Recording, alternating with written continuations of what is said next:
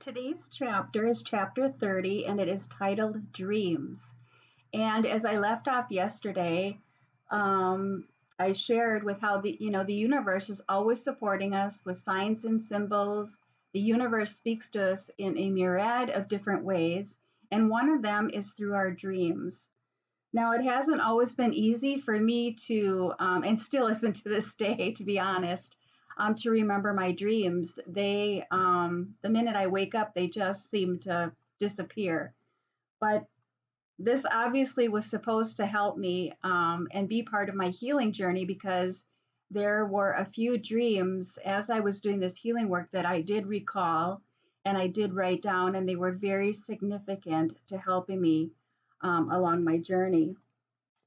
So, the part I'm going to share with you um, is I started to understand more about dreams because I was attending this free symposium that is once a month on Fridays, that is given by a transformational coach named Jocelyn Mercado and a dream analyst named Tarya Ward. And Tarya, if you remember from the snake ally chapter, she was the one that encouraged me to go deeper with what the snake message had for me to help me in my healing journey.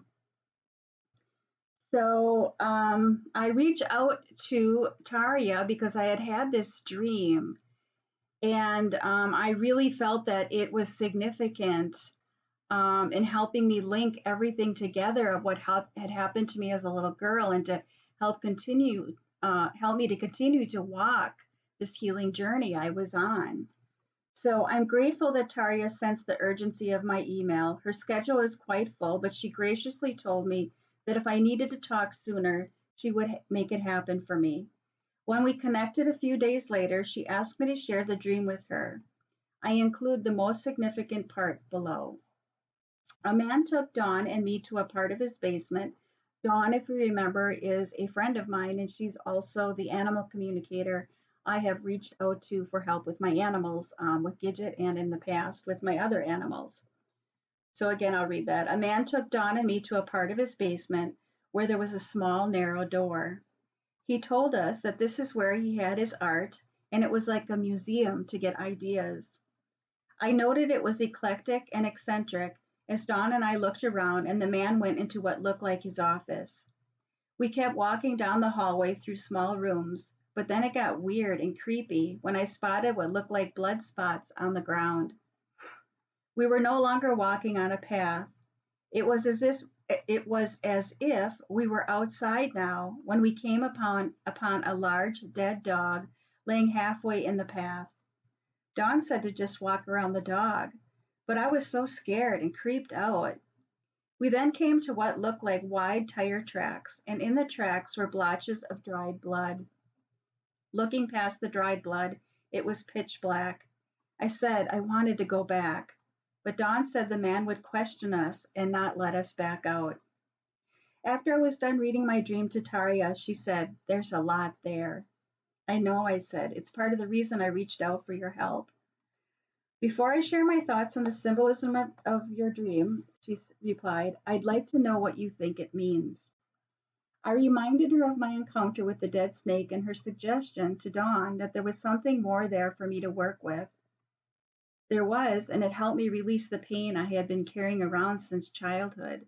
She nodded in agreement.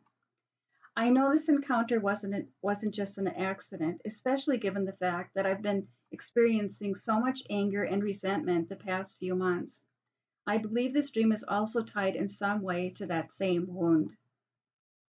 I could see how some of the symbolism in the dream spoke to a part of my psyche that I had sealed off to protect me from the hurt of the past. I could also clearly see that certain parts of the dream represented that specific wound, though it was hard to acknowledge. I had learned through my studies over the years that dreams are part of the collective signs and symbols through which spirit speaks to us. Our dreams are also part of our subconscious and often provide clues for us. I trusted that if I really looked inside this dream, it would be another step toward freeing myself from the past and ultimately healing from it. Taria offered me suggestions about parts of my dream and what they may represent. The one that resonated for me the most was that the dead dog I saw on the road symbolized a loss of innocence. This helped me to feel safe in opening to the message little by little, understanding why I had blocked it due to fear and shame. Taria then asked if I wished to share the details of my childhood wound. Giving voice to those flashbacks and the details had been one of the most excruciating things I had ever done. But after receiving such loving support from Dawn, John, and my mom, I now found it a bit easier. I no longer felt hostage. So as this chapter goes on, and I express the details, which I have shared with nobody else except Taria, that is something very private that I am keeping to myself. Um, but it was a beautiful release for me to let that go and to be heard and to be witnessed with those details.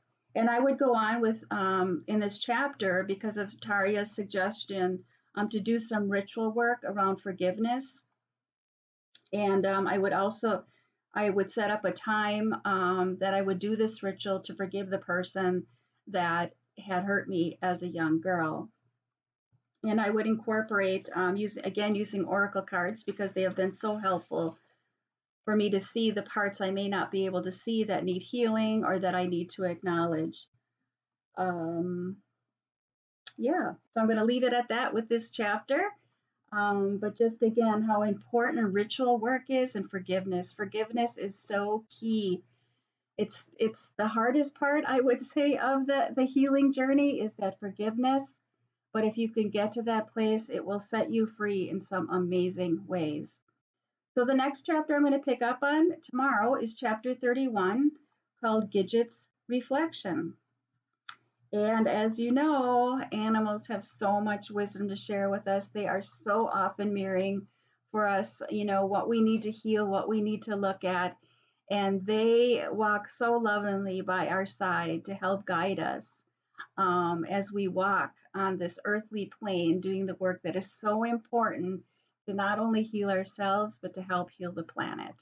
All right, I'll be back again tomorrow. I hope to see you then. Bye-bye.